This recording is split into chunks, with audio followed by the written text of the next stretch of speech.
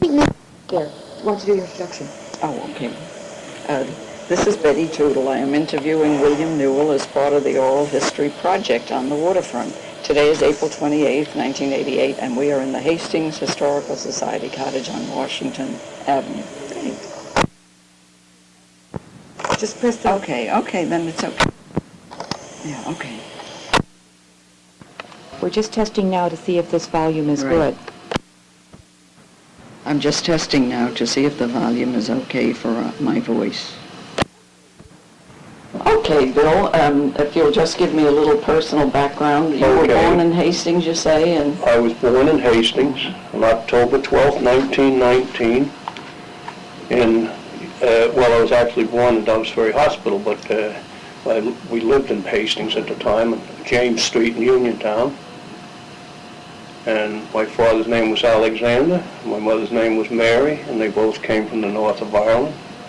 We're North Ireland Protestants, which today they're still fighting over there, but that's not an issue. That's not the information you really want right now.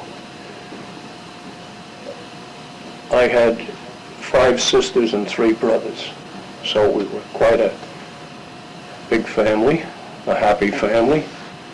And my father worked as a stone cutter for the city of New York, and in the winters he worked in Zinsser and Company, which was one of the waterfront properties, Low Anaconda property. And he cut stone that was his actual job, and he cut a lot of stone, made the stone walls along, many of them in the village of Hastings. The most notable one in my mind is the one at the top of High Street, up by Mrs. Drew's on the corner. Yes, My father built that wall all by himself with the help of a couple of us young kids. Uh-huh. That's a beautiful wall. Now that's about what I could tell you about my family's history. Okay. I had 5 sisters and 2 brothers and myself. Did you go to the Hastings school I system? completed high school in Hastings. 1936 I graduated from high school in Hastings.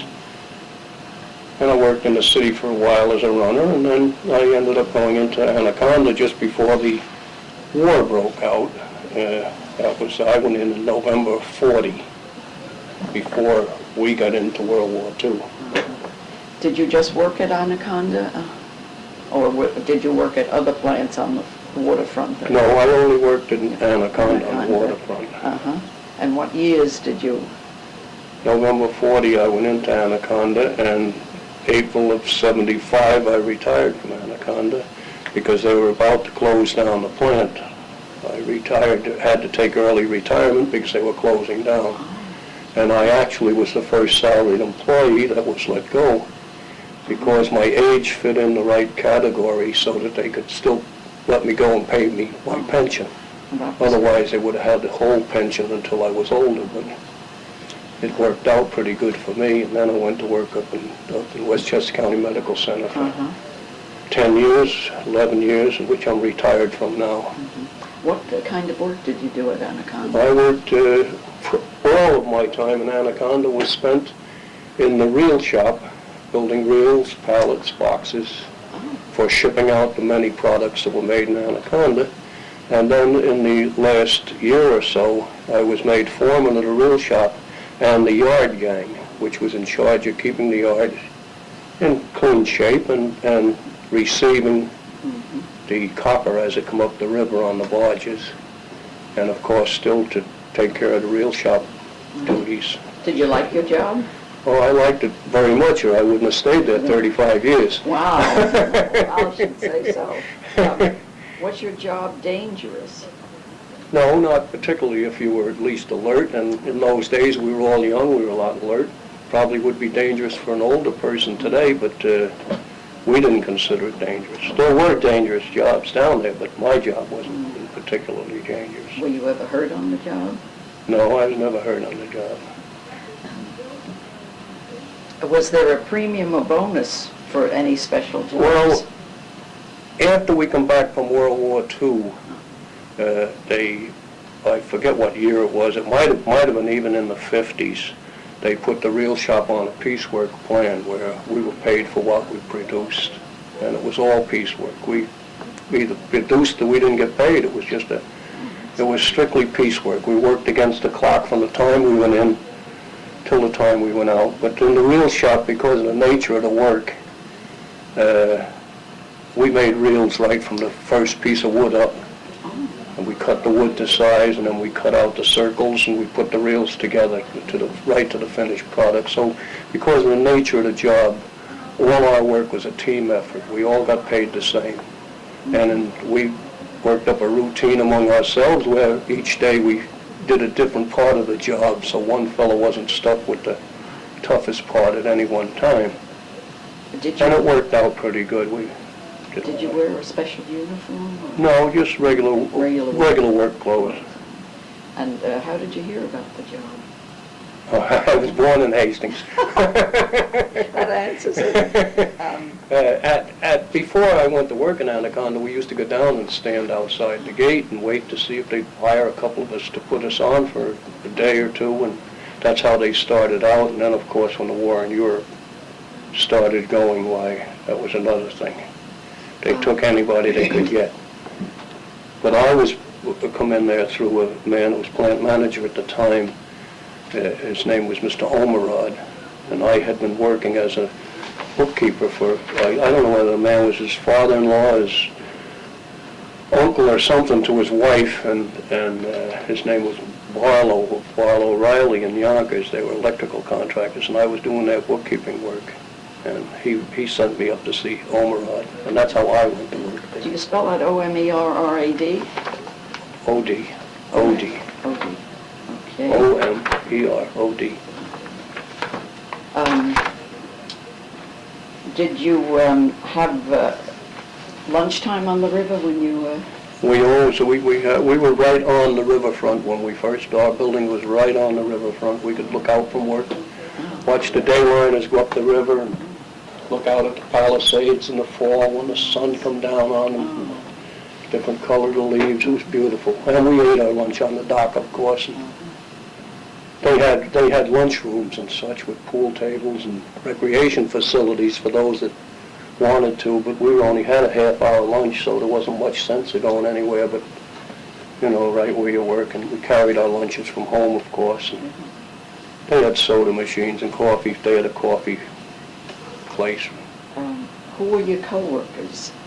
Women or blacks, or were they all from Hastings? Well, most of the fellas that worked with me, I would almost say I went to school with most of them. Oh, that's right, it's going down here. You don't have to write it down. I hope we're on, aren't we? I had a fellow by the name of Eddie Burke, Louis Figler, Johnny Neely, Eddie Carmody. They were all fellas just right about my own age, and we worked together. But that's just to name a few, because most of the workers came from Hastings, Dobbs Ferry, and Yonkers. And they were a variety of ages, but of course when I went in there, I was only about 20, 21, and all these fellas about my same age. Did they give out awards for any special achievements? Well, the awards system they had was what they call suggestion.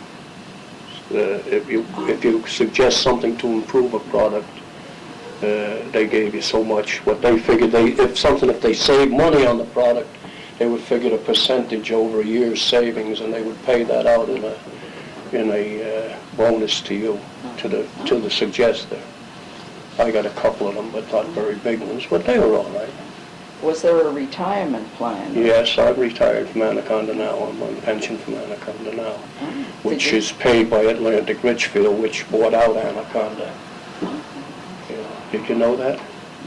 Atlantic Richfield owns, well, in fact, Atlantic Richfield has sold out Anaconda, but we still get our pension checks from Atlantic Richfield. That's interesting.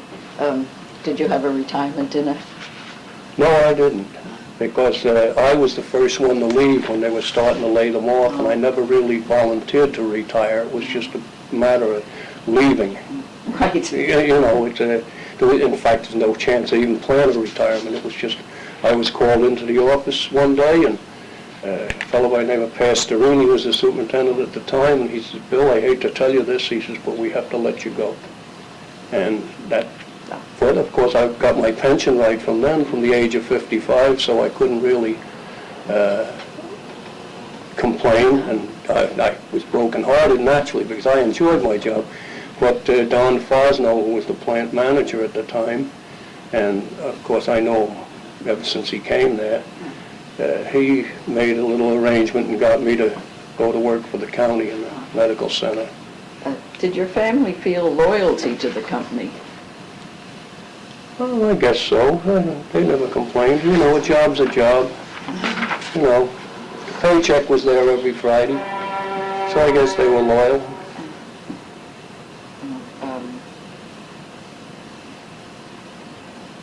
Were work schedules changed? I guess this is the war time. During the war, the work schedules changed, and did you make new products and things? Well, basically during the war, we were making the same products except a variation. Naturally, we'd make flotation cables and stuff like that instead of just regular electric cables like you'd make for Con Ed or somebody. But the products changed, but my product didn't change because all we had to do was make a bigger or smaller reel to convenience it. What my work schedules, naturally they would change because we worked longer hours. When I put one time in there about 2 months straight, we worked 12 hours a day for 2 months straight. But that was because it was an emergency at the time. But otherwise, our hours straightened out. Before the war, I worked 4 to 12 shift. We changed shifts, 4:30 to 1 it was, 8 to 4, 4:30 to 1, and then we just had 2 shifts in the reel shop. But after the war, I never worked any night shifts, although we had night shifts, but I was lucky. I never worked night shifts after the war. Was there more plant security during the war? Yeah, they had the towers up along the river with the watchmen up there with the spotlights, and they had pretty good security there. And of course, they had extra guards and everything on. When were the waterfront unions organized? You were discussing that before. Oh, well, as I say, I don't really know when they were organized because there were union there when I went there, and we had to join them. You know, you couldn't just be a hanger-on. And there was always a fight between the AFL and CIO who was going to control us. It was either the CIO IUE or the AFL IBEW.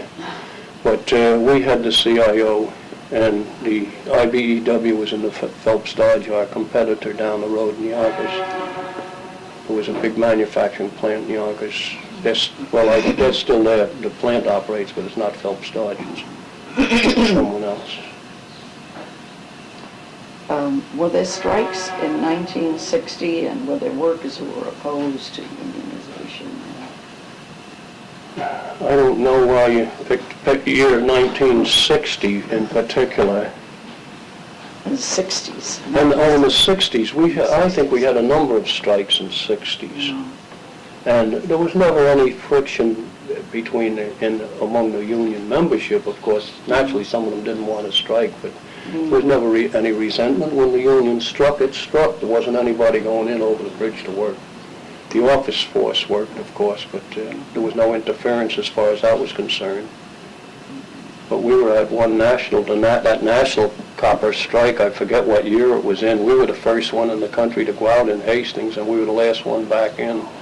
We felt that the International gave us the business, but that was the biggest attempt, I guess, to bust the union. But they really penalized the Hastings Union for going out first, because we were last back in. We were out, I think, 13 months. Where were the union meetings held? Oh, I think it was 7 Washington Avenue, right at the foot of the hill on the right-hand side. Oh, Yeah, used to be a footbridge from Washington Avenue right over into the Anaconda property. I've seen pictures. And there were 2 bars across the street. The union office was on the right-hand side going down the hill. Oh, that's interesting. Since then, they removed that bridge over. There's a staircase goes up on it. How were the union dues collected? Was it check-off? Check-off. Check-off. Yeah. Did unions play a role in Hastings village politics? Not particularly that I ever knew of. I don't think so. What was the village's attitude toward the unions? I really, at that time, I don't really think there was an attitude, to tell you the truth. I guess they figured that was Anaconda's business. They said the union certainly wasn't interfering with the village, and they gave the village no cause to interfere with them. There wasn't any riots or anything. There was no, you know. I don't think the village had an attitude on that point. What were your principal residences while you worked on the waterfront? I lived at 149 James Street. I was born there, and I moved to 17 Rosedale Avenue, Hastings, in 1949. That's when I got married, and I lived there ever since. I lived at 17 Rosedale Avenue.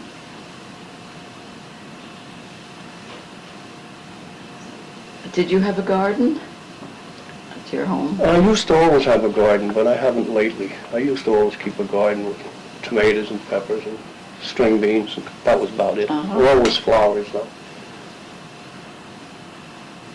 Did you, this question wouldn't apply, you just told me the answer to that.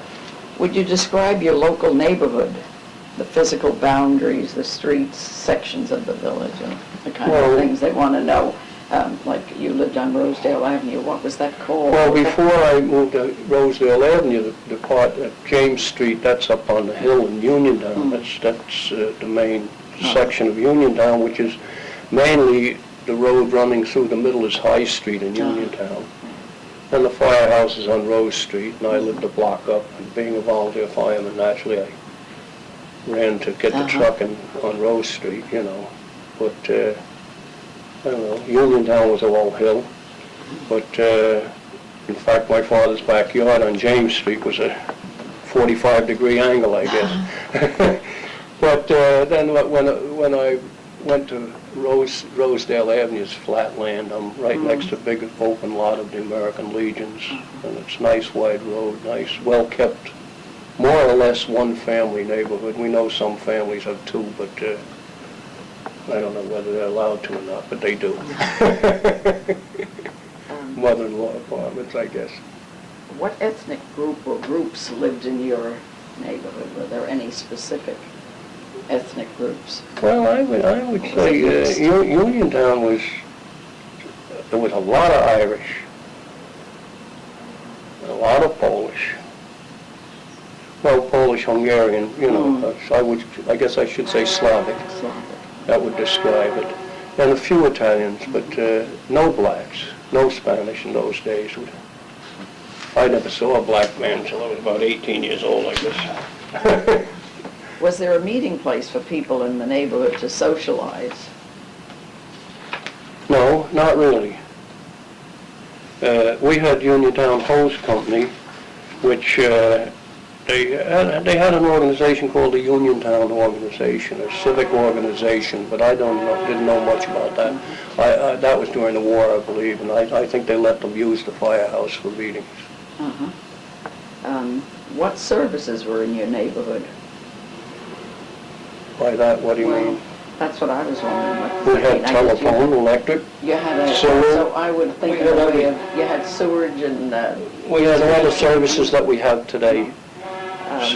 I was thinking in terms of myself, I was thinking in terms of stores. You didn't, Stores, you know... just corner grocery stores. Inkwee store was up on Rose Street and High Street.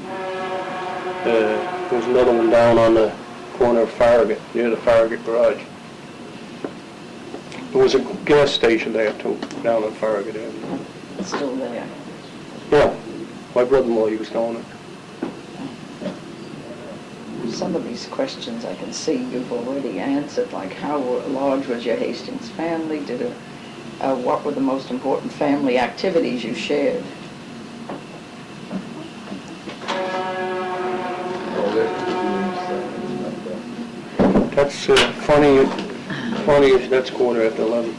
And I was trying to, I don't think I just remembered to, Oh, after 30 minutes. yeah. I don't know what family activities, we were a bunch of kids, we, you know, the normal Did you have thing. picnics or? We played ball, we liked to go up the river on the dayliner. We liked to go up the river on the dayliner. My father used to make a point to go up the river on the dayliner about twice a month, up to Indian Point or Bear Mountain. And they had the recreation facilities up there. And once in a while, we go on the boat to Coney Island in the summertime. But otherwise, we're just normal family recreation. We went swimming, you know. We used to swim in the old Sawmill Creek at one time. There used to be a beach right under where the Mount Hope Railroad Station is now, right where the parkway runs through. There was a beach down there. We used to go over there swimming. That's when I was real little, because the parkway, I think, was built in 31, so this was quite a while ago. One of the questions is, did more than one generation work in your family in the waterfront, in a waterfront industry? Well, my father worked in Zinsser & Company. In fact, he retired from Zinsser & Company when he got, because he put in about 25 or so years. He worked till he was 75, God bless him. But he worked in Zinsser for quite a while. Plus, about 3 or 4 of his brothers worked there. Did all your family stay in Hastings, or did some move away? My immediate family? Just my sister Helen moved up to West Chelmsford, Massachusetts. And right now she's living down in Texarkana, Texas. And she's 84 years old. She comes up to see me every spring. Stays a month. She's the only one that really moved away from the area. Yeah, all the rest live practically in, well, my sister Anna lived in Yonkers for about 10 years, but she was in Hastings when she passed on. She lived over Mount Hope Boulevard. And Grace lived in Hastings all her life. You know, pretty much. The whistle down at the waterfront, did you hear the whistle at home and around town, and were you conscious of it as a... When I was real young, the whistle used to be a sign, it used to blow the firehouse out. There used to be the fire alarm for the village. But also it was an emergency whistle for the factory. If anything happened in the factory, they blew the whistle. But that's not the whistle you're talking about. The whistle at the time, you know, like 8 o'clock. Starting and closing time. I couldn't hear that over in Uniontown, but they did have this one whistle that used to sound the alarm if it was an emergency, and they used to use that for the village fire alarm. This was during the days when the old Hastings Pavement Company was next door to Anaconda. It was to the north of Anaconda. And they made all the paving blocks. In fact, all our village streets were paved with Hastings. Half of New York City was paved out of the Hastings Pavement Company. And of course, they had 2 terrible fires down there, and they finally got burnt out. Anaconda finally bought them out. They were right in about where the office complex is there now. When we first went down, I must say something else which might not have slipped in here by somebody else. They used to bring the copper in the pigs up the river on barges, but originally they used to have an old tug that was named a Knickerbocker. And it was just a regular tug with a big open front, and that's how much copper they brought up at that time. Maybe 500,000 pounds maybe it could carry. But once they started pulling it on the barges, they used to put 1.5 million pounds on a barge. And 1.5 million pounds on a barge, and maybe haul 6 of them at a time. So it was quite a change, but the original plant, they used to bring the copper in by the Knickerbocker, and then they take the copper out, you know, down to the ships in the city by the same way, maybe take the reels of cable out like that. Oh, that's interesting. Yeah.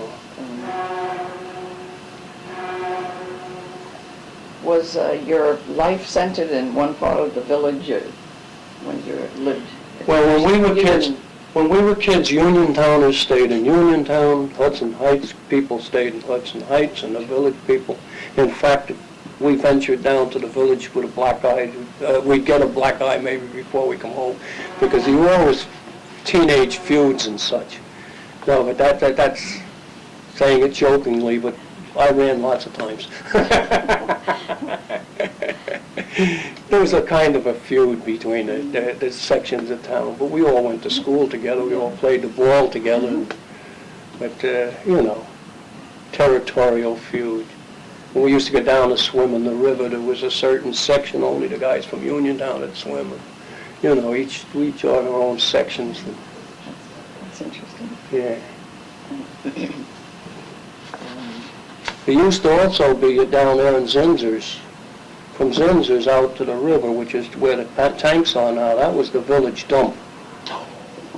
And it was garbage from Anaconda's End down to that boat club that's down the end. And they had a couple of sunken boats out on the river. And every once in a while you'd see a box of dye floating out in the river, and the river would be red, and another time it would be green. I don't know what people are hollering about today, boy. There used to be some stuff used to go in that river. But that was the village dump.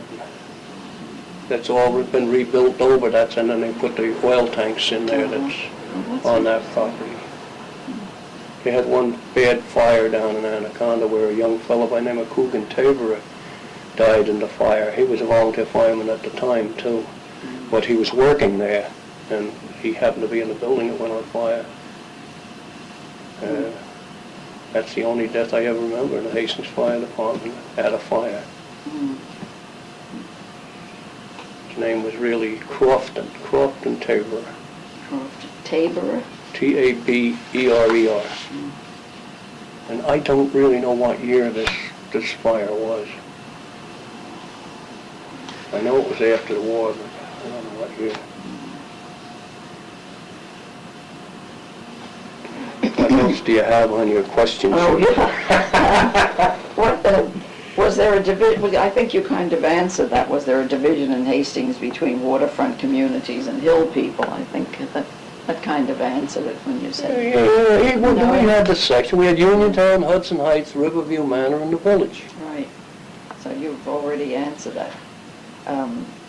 What should the community at large think about waterfront industries and waterfront workers? I don't know what the community thinks, but we had a good tax base when we had that industry down there, and that's what's hurting us older people especially. We're on fixed income, and the taxes every year go up, up, up, up. They're going up this year again, 5.6%, and and the school tax up, up, up. Anaconda was paying in, I guess, $250,000 a year in taxes. Of course, that's partially probably what drove them out, too. Con Ed and the taxes, that's, But I honestly think, of course, I don't know how to put it. If you shut that off, I'll tell you what I mean, and then we could go back.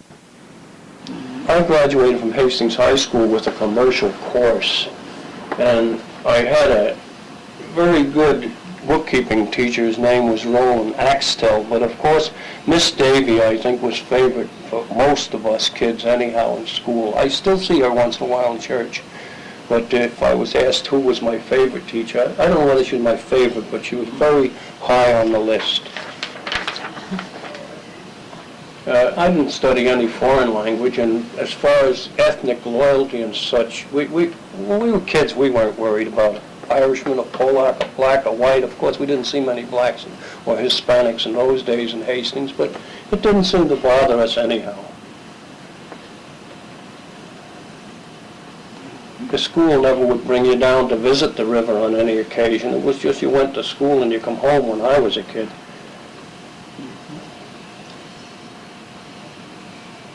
I don't remember any real holidays that we celebrated. And I'm a member yet of the First Reformed Church in Hastings-on-Hudson. And I guess there were some workers from Anaconda that went to the church.